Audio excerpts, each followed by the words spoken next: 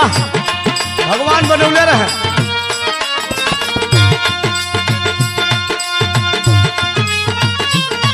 ओ हो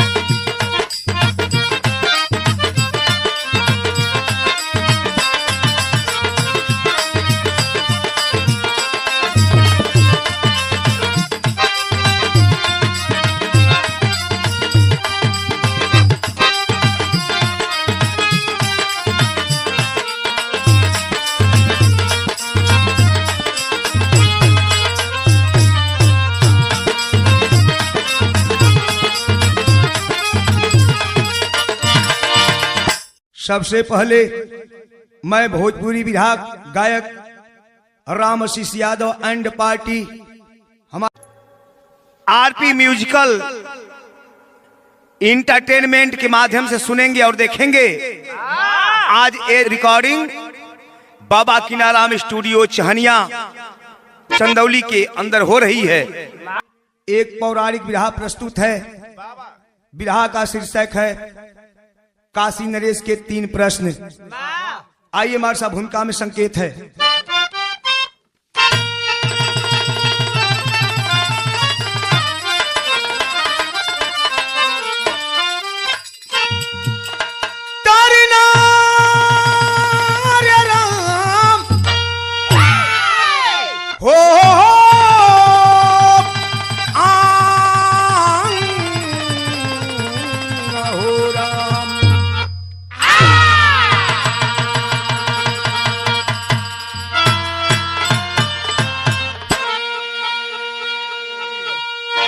विरह के भूमिका में कवि की कलम संकेत करती है।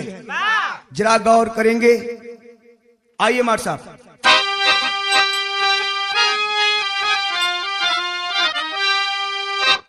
जब कोई प्रश्न मन मस्तिष्क में घर करे, जब तक उत्तर मिले ना चुभे सूल बनी, खोया रहता है मन हर समय शून्य में, कोई तो गंध दे दे कहीं फूल बनी, मोती रहती जलद के उदर में छिपी, जो लगाता है गोता उसे ही मिले, मेहदी पत्थर पे घिसने पे रंग लाती है और बनती शोभा हथेली के ऊपर किले।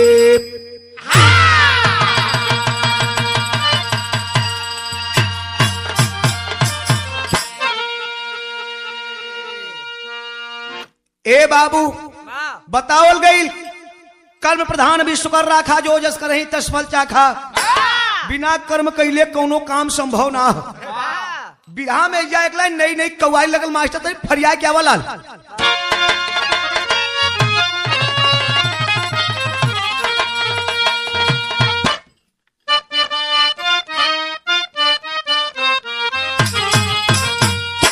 यह कव्वाली है।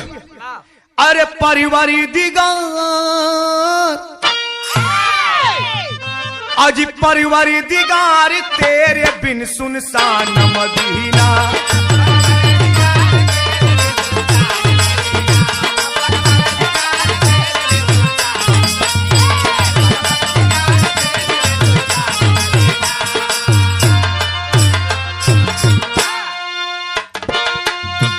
परिवारी दिगार तेरे बिन सुनसान मदीना,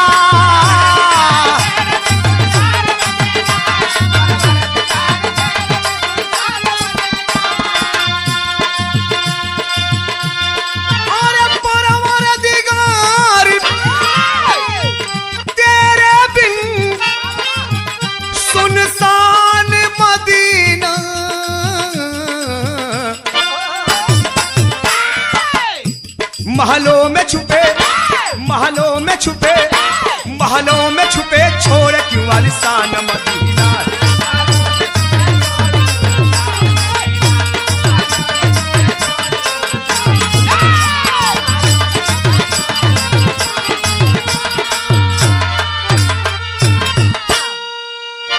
ई तो कव्वाली रहे। लेकिन बिरहा में कवि जी बड़ा सुंदर बात फरियाए के लिखलन। कभी कभी ऐसा देखल जाला विद्वान के दरबार में आदमी जाला खाली हाथ वापस हो जाला, अब कहीं निपट गवार के दरबार में गईले पर वह झोली भर जाला। कितना ऊंची बात लिखलन तनी गौर करियन। अब अरे नामी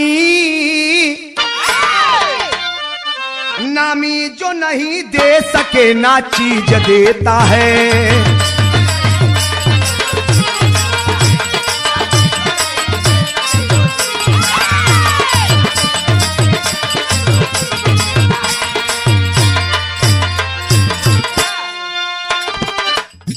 नामी जो नहीं दे सके ना चीज देता है।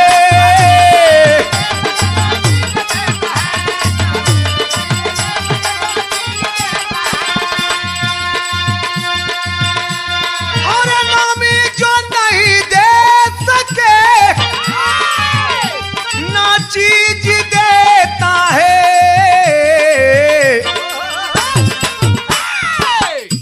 दुनिया में जीने के लिए तमीज देता है।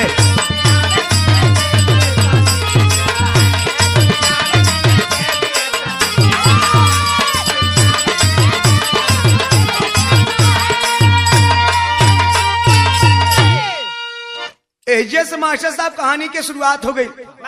आखिरकार कहानी बा कैसन, अब आप फरिया के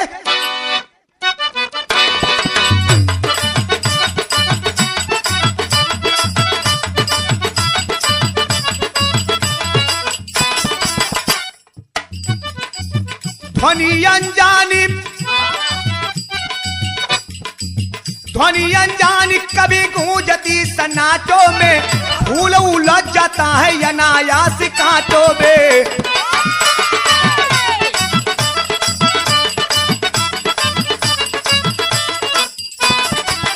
काशी राज को एक स्वप्न हुआ भारी है। काशी राज को एक स्वप्न हुआ भारी है।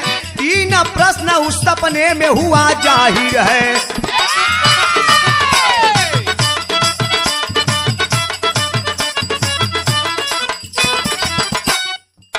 ए बाबू, बिरहा के सुने वाले भैया बाबू लोग जरा गौर करेंगे। कहानी की शुरुआत हो गई, कहानी कहीं दूर के ना बा। जैसा कि शास्त्रों के मुताबिक बताया जाता है कि तीनों लोग के त्रिलोकीनाथ बाबा भोलेनाथ के त्रिशूल पे बसी यही काशी नगरी के कहानी बा। बात तो समय के बतावल गई जिस समय इस काशी नगरी के नरेश नागपाल जी हुआ करते थे। एक दिन काशी नरेश नागपाल शयन कक्ष में सोवल हुआ। जैसे ही अर्धरात्रि हुआ मेरे मित्रों, काशी नरेश को एक स्वप्न हुआ। स्वप्न क्या हुआ मार साहब? शिव गले का 107 मुंडा माली सुडो। शिव गले का 107 मुंडा माल सुनो, कब यो क्यों सारा जन पहला सवाल सुनो।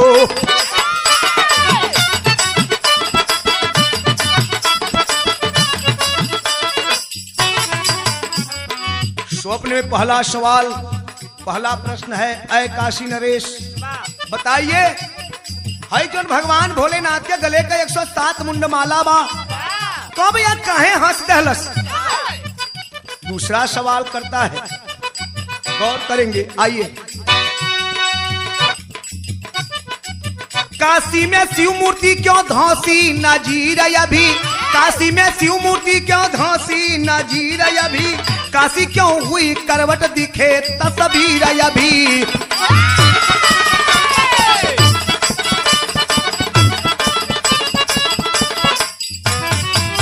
जगे जब नागपाल प्रश्न दिल पे छाए हैं, जगे जब नागपाल प्रश्न दिल पे छाए हैं, लगा दरबार जब विद्वान को बताए हैं।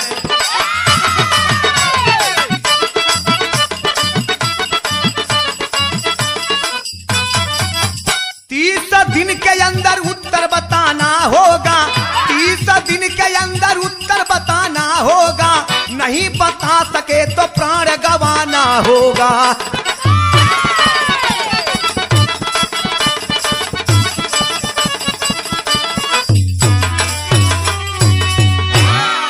ए बाबू तनिका सा बतिया के आप सब समझ लिहन। काशी नरेश रात के समय शयन कक्ष में सोवल हुवन और सुतला में उनके सपना भइल। और सपना में 3 गो प्रश्न बा।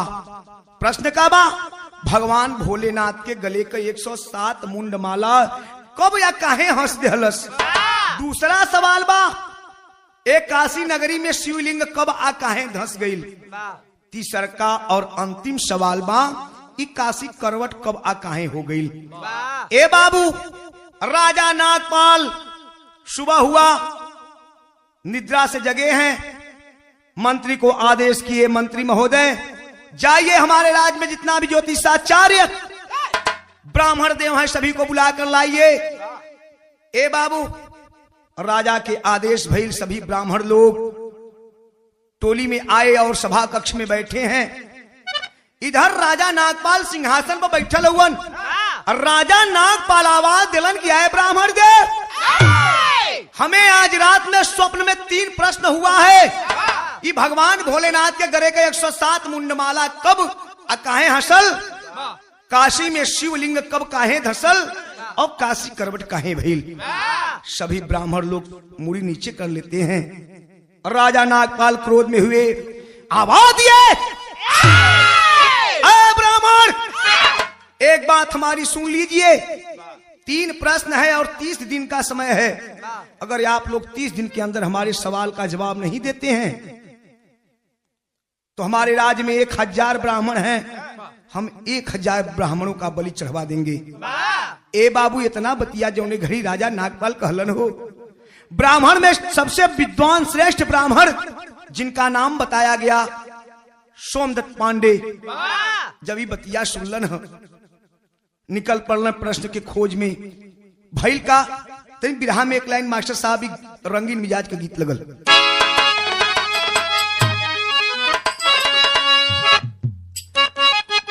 ओ बाबा बना के मिजाज बना के।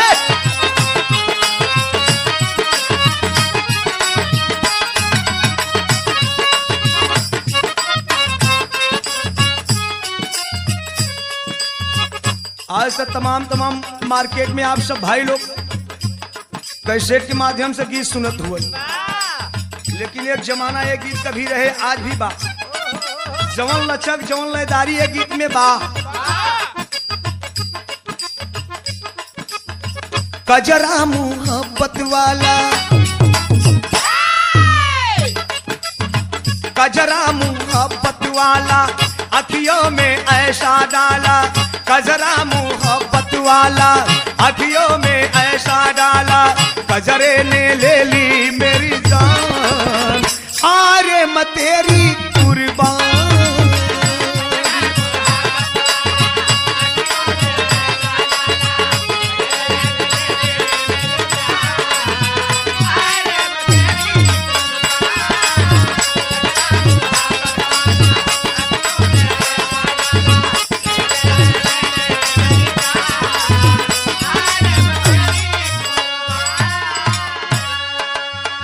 ए बाबू, ही तो मौज मस्ती खातिर गीत रहे, लेकिन बिरहा के अंतर्गत और राजा नागपाल के प्रश्न सुन के पंडित सोमदत्त पांडे बड़ा चिंतित मुद्रा में चलन। राजन की सुन के बानी, राजन की सुन के बानी, शोकित भय ज्योतिष ज्ञानी, राजन की सुन के बानी, शोकित भय ज्योतिष ज्ञानी, मिले नाही खोजले जवाब, हालत भइली बखराब।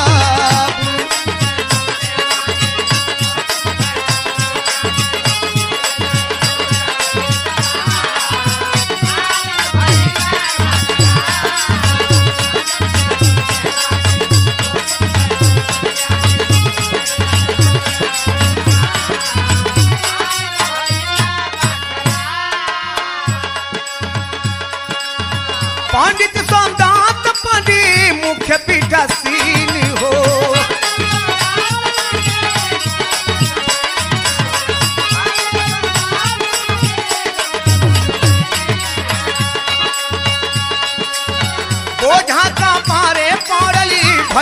गमगीन हो।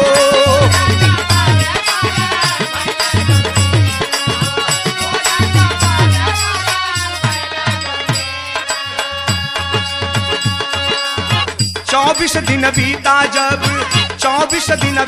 जब देव जीवन तब 24 दिन बीता जब देव जीवन तब गंगा तीर गईले लेके काम हालत भइले बा खराब।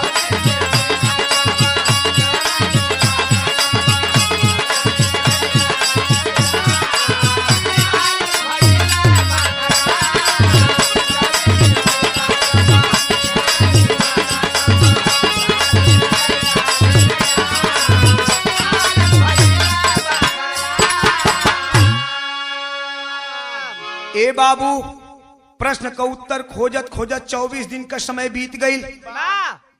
पंडित जी सोचे लगलन कि आखिरकार हम ब्राह्मण का सर्वश्रेष्ठ ब्राह्मण है, विद्वान है मानल जाला। हमरे सामने ही राजा नागपाल 1000 ब्राह्मण का बलि चढ़ा दिहन। ऐसी अच्छा ई बा कि चल के कहीं अपन हम आत्महत्या कर लें। ए बाबू पंडित सोमदत्त पांडे सुबह का बेला है, 25वां दिन है। जा करके जैसे ही गंगा जी में अपना आत्मदाह करना चाहते हैं तब तक अचानक एक घटना घटल। घटना का घटल मास्टर साहब, विराम में गीत बदल गई।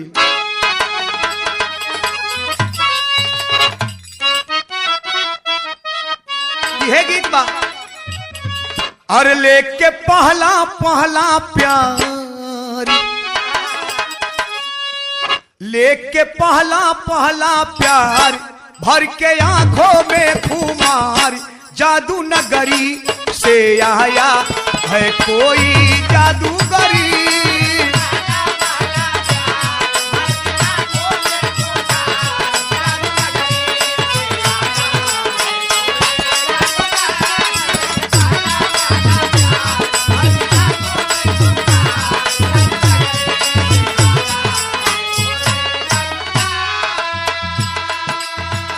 ए बाबू ही तो गीत रहे, लेकिन विधा के अंतर्गत जैसे ही पंडित सोमदत्त पांडे गंगा जी में कूद के अपन आत्मदाह कोई चाहत हुवन, तब तक आदि शक्ति भगवती माता गंगा गाय के रूप में प्रकट हुई और आवाज देती हैं, अरे ब्राह्मण क्यों अपना आत्महत्या करना चाहते हो? पंडित जी हाथ जोड़ कहन के माई का बताई अपन व्यथा, हाथ जोड़ के बतौलन है का? गंगा प्रगति बन के गाय, गंगा प्रगति बन के गाय कारण पूछे सन्मुख आए। गंगा प्रगति बन के गाय कारण पूछे सन्मुख आए। दुखी मन से कहानी खुल दे हाल बताए।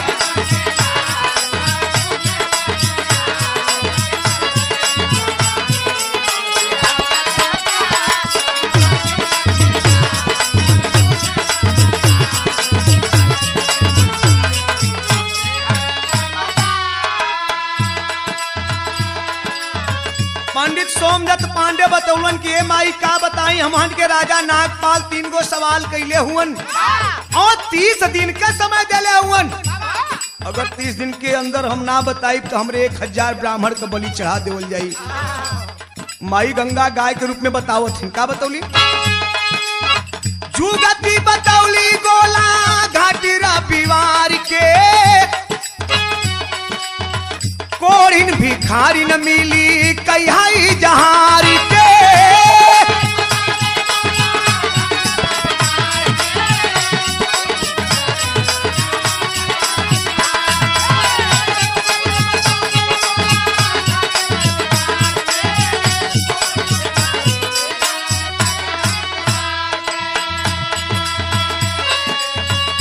पहुंचे ब्राह्मण सिराना,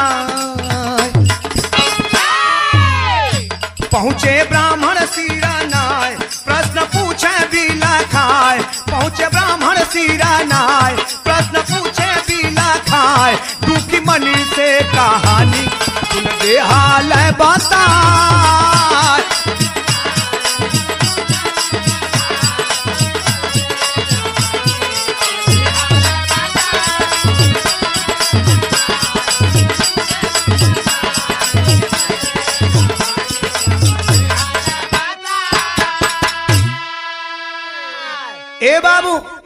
माता गंगा गाय के रूप में प्रकट हुई और बोली कि है ब्राह्मण क्यों आत्महत्या करना चाहते हो।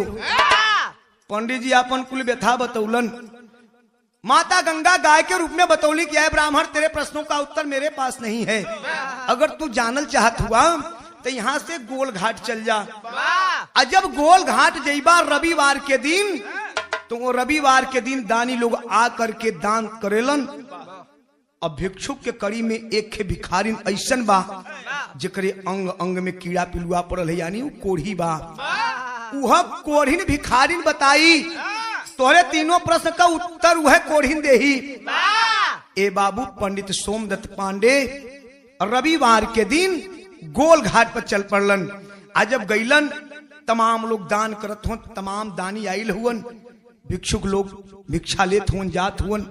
वही में एगो भिखारिन बैठल बा जेकरे अंग अंग में बाबू कीड़ा पड़ल ह, पिलुआ पड़ल ह, मवाज खून गिरत ह। पंडित सोमदत्त पांडे समझ गिलन ई कोई और ना बल्कि वह भिखारिन बा जी हमरे प्रश्न का उत्तर जानत बा। ए बाबू जा करके पंडित सोमदत्त पांडे उस भिखारन के पैर पे गिर जाते हैं, कहते हैं मेरी धर्म की माँ। बुढ़िया सोचे लगल कि अरे हम भिखारन को हम जैसन कोढ़िन के धरती पर लइका हो गिलन, हमहन के भी चाहे वाला कोनो धर्म के बेटा बाड़न।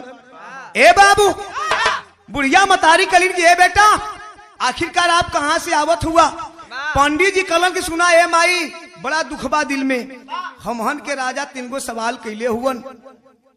भिखारन कलिन की आखिर कौन सवाल बा, तीनों सवाल बतौलन है पंडित जी। बुढ़िया मतारी समझाओ थे, बिरहा में गीत बदल गई।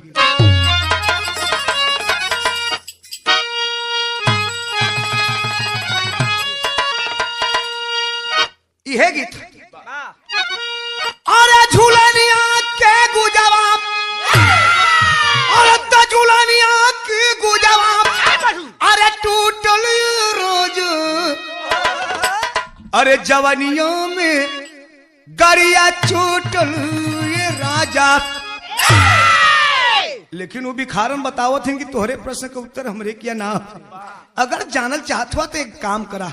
बतौली न का अरे तो काशी के उत्तरी, अरे तो बेटा काशी के उत्तरी, अरे पहाड़ी तरु सुंदरी, अरे निशा में जय राजा मिल जाई उत्तरी, निशा में जय राजा मिल जाई।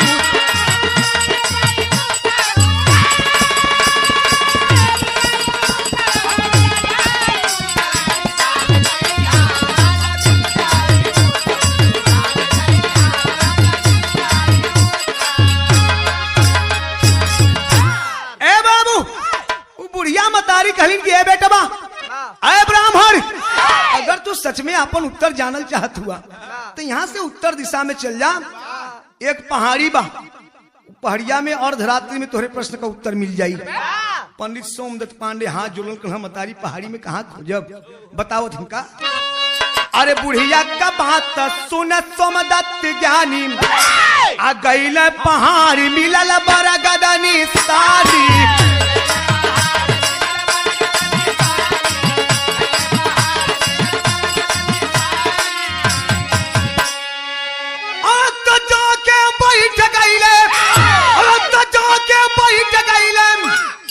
अरे रात्रि के पहाड़ी, अरे निशा में जई राजा मिल जुई उत्तरी।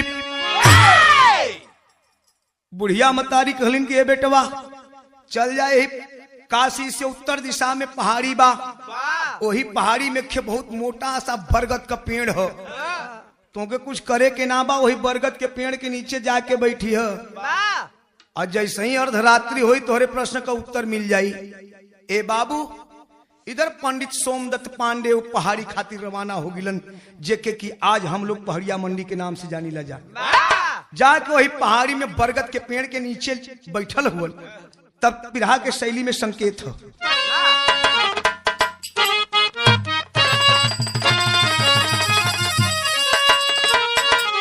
अरे मोरे राम की चदनिया जगमग फीका पड़ गई, की चदनिया जगमग फीका हो कि चदनिया जगमग फीका पड़ गई और निकली निशा मध्य में आशा कई किरनिया अरे किरनिया अरे किरनिया निकली निशा मध्य में आशा कई किरनिया चदनिया जगमग फीका पड़ गई। ए बाबू पंडित सोमदत्त पांडे जाकर के उसी बरगद के पेड़ के नीचे बैठे हैं। जब अर्धरात्रि भइल ह तो देखबा एगो घटना घटल। घटना का घटल हो एगो सियार आ एगो सियारिन। सियरा आगे आगे या सियारिन पीछे से जाते। आ वो सियारिन कैसन बा? सियारिन पेट से रहे मतलब गर्भवती रहे हो, ओकर पांव भारी रहे। सियरा बरगद के पेड़ के सामने जब दोनों का जोड़ा गई सियारिन कलश है सैया सुना एगो हमार मन करत हो। सियरा रुक गई कलश का कहलू तनी फिर से कहा। सियारिन कलश किया सैया हमारे खे मन करत हो। कलश तोहार का मन करत हो बतावत है। बिरहा में तो ऐसा ही पारंपरिक गीत लगल जौने के माता बहन लोग बड़ा प्यार से गावलीन। आवा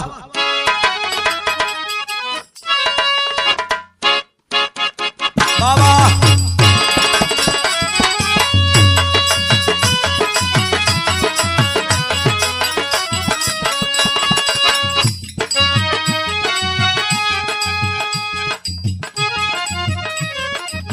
यह गीत बा निबिया की डारी माई मोरी नावली झालुआवा हो की झूली हा झूली हो की झूली हा झूली ना कि मैया मोरी गावई जितिया हो की झूली हो झूली ना।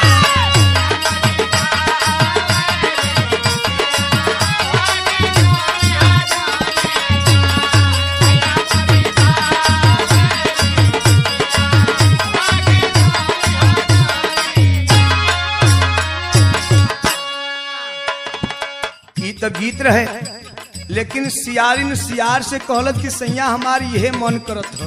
का बतौल से मानुष का मांस मनिबा खाए के यही दुनिया हो रईनिया बीचे हो रईनिया बीचे ना तो कहीं से लिया पाती जनिया हो रईनिया पीछे ना कहीं से लिया पाती जनिया।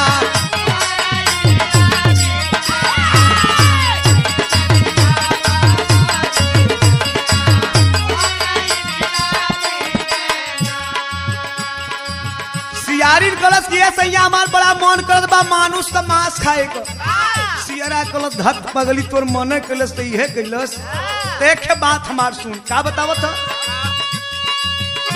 सियारा कहे कि रूका हपता भरा मोरी रनिया हो रईनिया बीचे हो रईनिया बीचे दई छा पूजी दिल बरी जनिया हो रईनिया बीचे ना दई छा पूजी दिल बरी जनिया।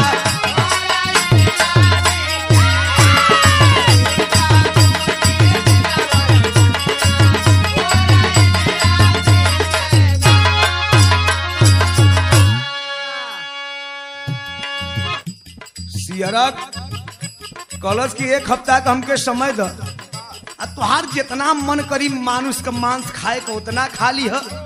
सियारिन कलश की कैसे सैया कहाँ से आदमी का मांस लिया के हमके खिएबा? सियरा कलश की सुन 1000 ब्राह्मण के पद करी है राजा जनिया हो रईनिया बीच तमन भर करी हामा सब भोजनिया हो रईनिया बीचेला।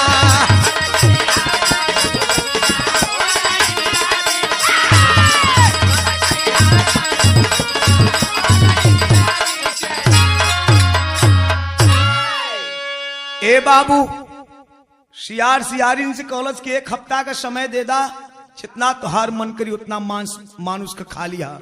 सियारिन कॉलेज के सैया कहाँ से इतना आदमी का मांस लिया के देता जिन्होंने हमारे पेट भर जाये।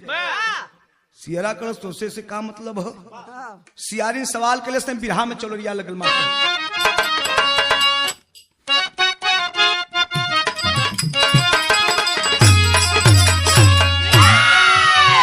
भाव लगल। अरे तो राजा ये कहा जारी ब्राह्मण के, तो राजा ये कहा जार ब्राह्मण के, राजा ये कहा जार ब्राह्मण के, मरिया जानवा हो सजना बोला कौने करना वाला।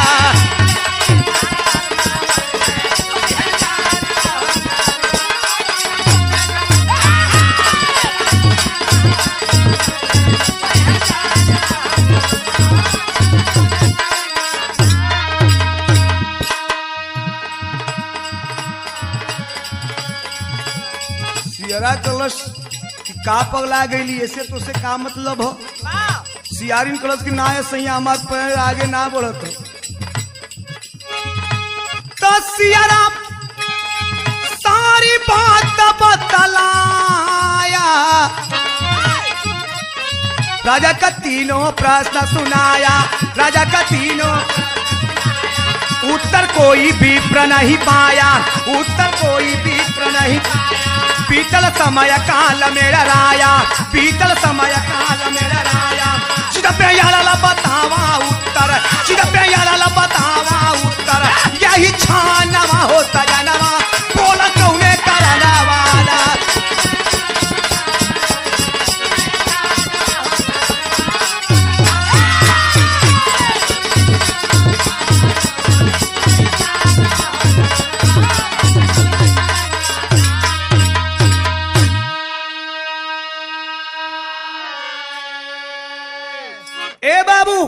सियारिन जीत कह गई के सैया जब तक हमारे प्रश्न का उत्तर ना देबा हम आगे ना बढ़।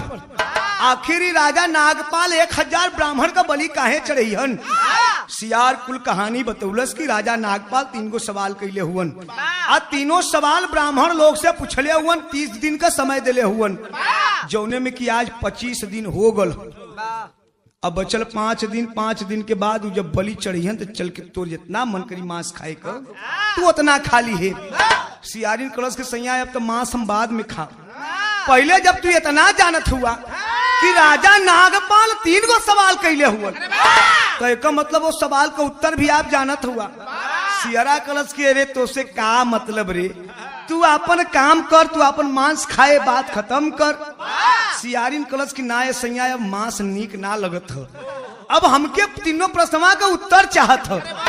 ए बाबू बेबस होकर के वह सियार अपनी सियारिन से बतावत हो, कैसे बतौलस पहपट में कहना।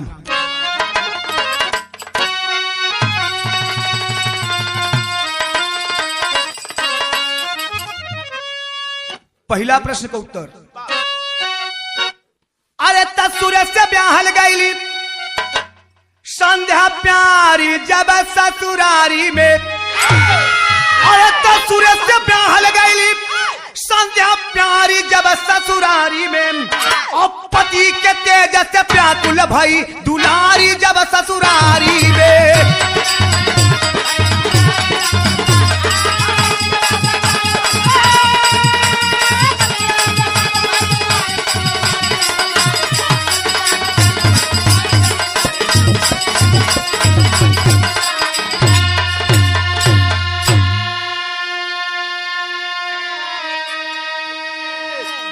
ए बाबू सियार पहला प्रश्न का उत्तर दे रहा है कि सुन, अगर तू ना मानत ही तई विश्वकर्मा जी के बिटिया संध्या का शादी जब सूर्य देव के साथ भइल, संध्या बड़ा खुशी के साथ अपना ससुराल में गईलीन है। और जब गईलीन तो सूर्य के इतना गर्मी रहे कि उनके गर्मी से एकदम व्याकुल हो गईली। और जब व्याकुल भइलीन तो कैलीन का, अरे घोड़ी बन जंगल में गईली, इधर सूर्य देव घबराए हो, काम वासना से पीड़ित, घोड़ा बन ढूंढ दियाए हो, और तहवा से मिटाने लगे आसतन धारी जब ससुरी में आए 107 मुंड हसल कई बारी जब ससुरी में। ए बाबू सियार बतौलस कि जब संध्या अपना ससुराल में गईलिन ह सूर्यदेव अपने पति के इतना गर्मी रहल, गर्मी सहन ना कर पौलिन, घोड़ी का रूप बना के जंगल के तरफ भाग गईलिन। आज जब जंगल में गईलिन इधर काम वासना से सूर्यदेव घबरा गिलन, इधर भगवान सूर्यदेव भी अपन घोड़ा का रूप बना के जंगल की तरफ भगलन। और जब दोनों जाने का मुलाकात भई और जब सूर्यदेव अपन काम वासना का पूर्ति करे लगलन तो देखबी रे वही समय भगवान भोलेनाथ के गले में जोन 107 मुंड माला हंस दिहलस। सियारिन कलश की सैया तो बता दिला दूसर का सवाल बतावत आल्हा में कहनाम हो और डूबते कमीला जैसे और तीन का सहारा बाबू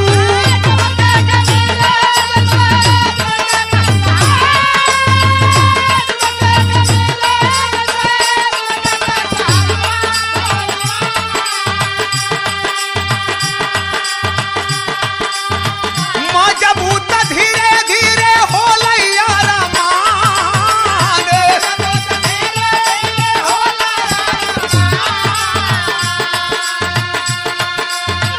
आगे फिर सियारी न सेती यार बोला बतिया पंचो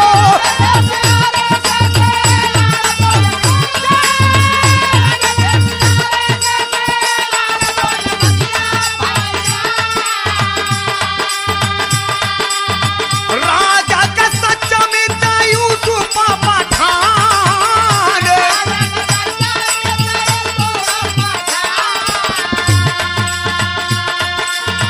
जाने पशु पक्षी के भाषा बचपन से बाबू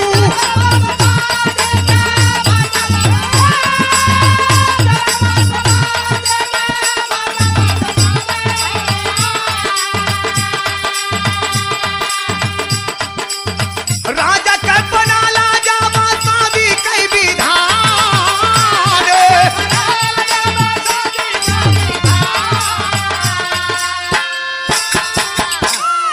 ए बाबू दूसर का सवाल का जवाब सियार सियारिन से बतावत हो कि देखबी रे हई जमर राजा नागपाल हुवन इनकर बचपन का परम अजीज मित्र जौने मित्र का नाम यूसुफ पठान बतावल गई। यूसुफ पठान एक ऐसा व्यक्ति रहल जवन हर जीव जंतु का बोली भाषा समझे सुने।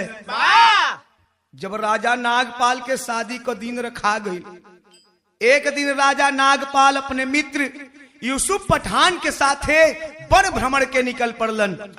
आज जब बनवा में गईलन घूमत घूमत थक गईलन दोनों मित्र एक वृक्ष के नीचे आके आराम फरमावत हुवन।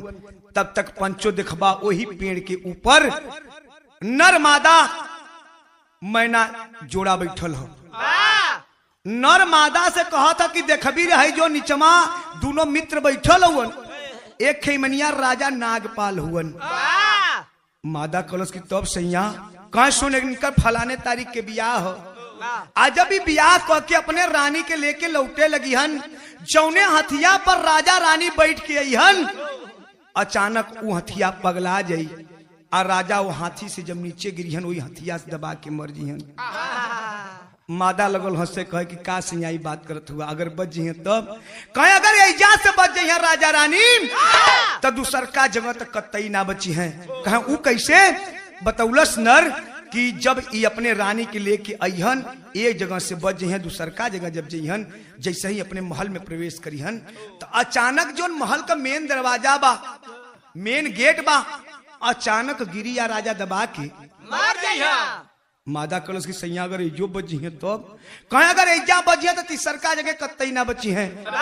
कहा वो कैसे कहा कि जब राजा रानी रात के समय सुहाग रात मनावे लगी हैं मिलन करी हैं मिलन कैला के बाद जब दोनों जाने सुती हैं लोग तो अर्धरात्रि में काला रंग का नागिन आई और राजा के दसी राजा मार जइहा। ए बाबू ई बतिया इधर दोनों बतियावत हो ऊपर आ नीचे इधर यूसुफ पठान बतिया सुनत हो आ मन ही मन सोचत हो कि आखिरकार अपने मित्र के कैसे बचावल जाए। तब तक नौर एगो बात और कलत की सुन अगर हमार तोर बतिया कौनो सुनत हुई हन आ जाके वो राजा से बता दिहन तो उ पत्थर को हो जीहन। ए बाबू इतना बात जो ने घड़ी यीशु पठान सुनल न सोचत हुन कि आखिरकार कैसे अपने हम मित्र से अपने मित्र के बचाई। ए बाबू राजा और यीशु पठान दोनों अपने घर अलन। आखिरकार बाबू वो दिन आ गई, राजा अपन बारात लेके अपने ससुराल में गईलन है। रानी का विदाई करके हाथी पर बैठा के लेके आवत हुवन। यीशु पठान हाथी के नीचे खड़ा होके हंसे लगन, कहना बारे मेरे मित्र बा, क्या तू मित्रता निभाता है? राजा नागपाल हाथी के नीचे आ गिलन, कहला मित्र का कहला तनी फिर कह दा। कहे कि मित्र जरा सोच, अगर हम भी कोनो राजा का लइका रे तमु हाथी पर चलित न। आज तू राजा का बेटवा हुआ, तू राजकुमार हुआ, यही से तू हाथी पर बैठ के चलत हुआ। हम तुम्हारे खेत दुर्भाग्यशाली मित्र ही जो घोड़ा पर बैठ के चलत ही। ए बाबू राजा नागपाल कलन के अरे मित्र क्या बात करता है, आ तू चल बैठ हाथी पे, हम घोड़ा पे बैठेंगे। ए बाबू यीशु पठान एक जगह तक जान बचा लेलन, लेकिन जब महल के सामने गईलन, जब राज दरबार में प्रवेश कर चाहत हुवन, तब तक यीशु पठान हाथी से नीचे कूद गईलन। राजा नागपाल भी घोड़ा से नीचे आ गिलन, कहला मित्र और कुछ मांगना है तो मांग ले। यीशु पठान कलन की सरकार अगर देहला चाहत हुआ तो एक बात कान खोल के सुन ला, है जो महल का मेन गेट बा, गेटवा के गिरवा दा। राजा नागपाल हंसे लगल, कहला कि बार मेरे मित्र बा, एक मित्र वो है जो अपने मित्र का बनाता है, एक मित्र तू है जो मित्र का बिगाड़ रहा है। आदेश दिए हैं राजा नागपाल बाबू, क्षण भर में वो मेन गेट गिरवा दिया गया। आ गई रात की बात, राजा रानी रात के वक्त सैन कक्ष में पहुंचे के हुन, तब तक यीशु पठान एक फेटा में कटार बांध के जाके उनके बेड के नीचे सूत गई। इधर राजा रानी दोनों लोग अलन हम मिलन कह के सुतलन है जा, दोनों लोग गहरी निद्रा में सुतल हुए। अर्धरात्रि भइले के काला रंग का नागिन जैसे ही राजा की डसल चाहती, तब तक यीशु पठान निकाल के कटार मरलन नागिन का मूड़ी। आज जब मूड़ी कटल पंचो देखा किस्मत का खेल कि उ मुड़िया जाके राजा नागपाल के ही गाल पर गिरल हो। अब राजा नागपाल के गाल पर गिरल हो, यीशु पठान सोचो कि भाई जोने मित्र के बचावत बचावत यहाँ तक आ गेली, ई कर्म कह देली तो कहीं ऐसा न हो कि अब विष वाला दांत राजा के गलवा पर धंसा दे। वही कटार से उठावल चाहत हो मुड़ी, आ तब तक राजा नागपाल जाग गिलन। आ राजा नागपाल जगला ये पंचो देख के अवाक हुवन, आवाज दिए, अरे बारे मेरे मित्र बा, क्या यही मेरा मित्र है? तू तो आस्तीन का सांप निकला, हमें नहीं विश्वास था कि तू हमारे साथ इतना बड़ा विश्वासघात करेगा। अब क्या तेरी इच्छा है? ऐसा तो ना कि तोर दिल हमारे रानी पर आ गई हो, तो पहले में मांग ले रहता, इहो दे दे रही। ए बाबू यीशु पठान के आंख से अश्रु की धारा गिर रही है, और रोवत हो यीशु पठान कलन की सरकार हमें क्षमा कर दा, गुस्ताखी माफ हो। राजा नागपाल कलन वाह क्या तू मित्रता निभा रहा है, आखिरकार ऐसा क्यों किया? सवाल करते हैं। यीशु पठान बतौलन की अरे सरकार सुना आप हमारा आप राजा हुआ, हम आपको प्रजा हैं, लेकिन एक हमार सवाल सुन ला। जौने दिना हमार जंगल में गई रहली जा, जौने पेड़वा के नीचे बैठल जा, वही पर नर मादा मैना बैठे रहलन।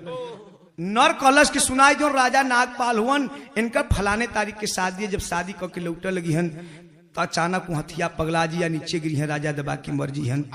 ए सरकार यही खातिर के हथिया से नीचे उतार देहली। दूसर की सवाल आप सुन ला, जो महल का मेन गेट गिरवा देहली। दूसर की बात बतौलस कि अगर हाथी से बची है राजा, तो जब महल में प्रवेश करी है तो अचानक गेट गिरी आ राजा दबा की मर्जी हन। ए सरकार यही खातिर महल का गेट गिरवा देली। और आखिरी सवाल उन नर बतौलस कि जब राजा रानी मिलन क के सूते लगी है लोग, अचानक नागिन आई डसिया राजा मर्जी हन। ए सरकार यही से अपने मित्र से बिछुड़े के भय से आके आपके आवे से पहले आपके बेड के नीचे सूत गई। इतना बात कहलन कहलन कि सरकार अगर विश्वास न हो तो प्रमाण सामने हो, नागिन के मुड़ी कटल हो, धड़ अलग हो। राजा नागपाल के आंख से आंसू गिरत हो, रोवत हुवन। इतना बतिया जोने करी यीशु पठान बतौलन ह, तब तक इस शरीर आधा पत्थर को हो गई।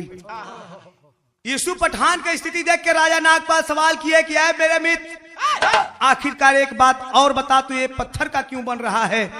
यीशु पठान कलन की सरकार यही के डर से आपकी बतिया हम ना बतौनी। कहा कैसा डर?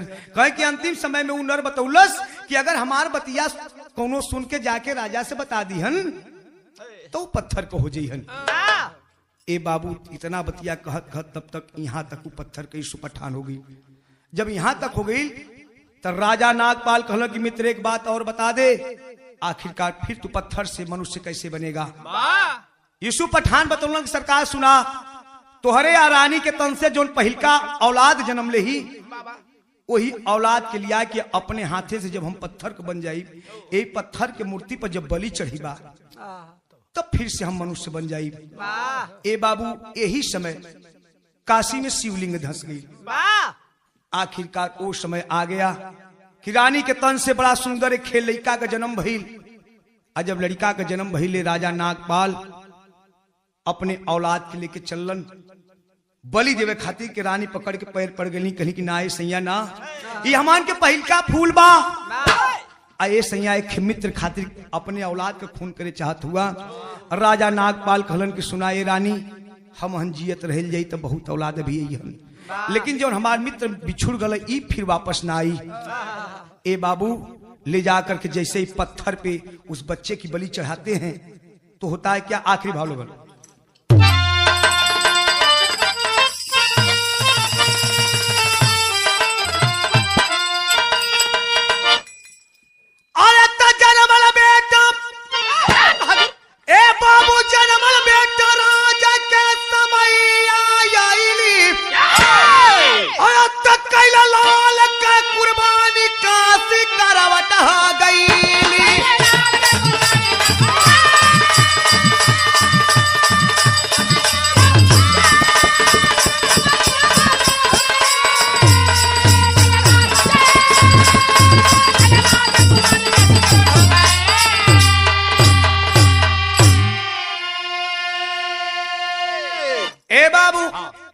राजा नागपाल ले जाकर के अपने बच्चे की बलि चढ़ाते हैं। उसी समय काशी करवट हो गई।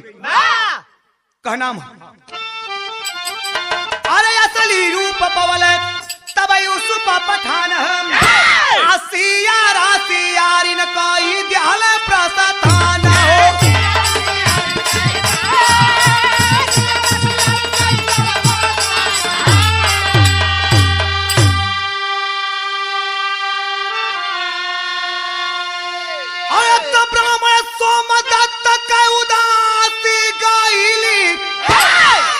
कैला लाल का कुर्बानी काशी करोट हो गई। ए बाबू इधर पंडित सोमदत्त पांडे वही वृक्ष के नीचे बैठल हुए, तीनों सवाल का जब उत्तर पौलन, इधर सियारिन आपन रास्ता पकड़लन, इधर पंडित सोमदत्त आपन रास्ता पकड़लन, अइलन काशी नगरी में और जाकर के राजा के दरबार में प्रश्न का उत्तर दिलन। राजा भी बड़ा खुश भइलन। कहना हवा अरे राजा क्या जहल तीनों प्रश्न का जवाब हम आसान तुष्ट भइल उत्तर पाई के जनाब हो।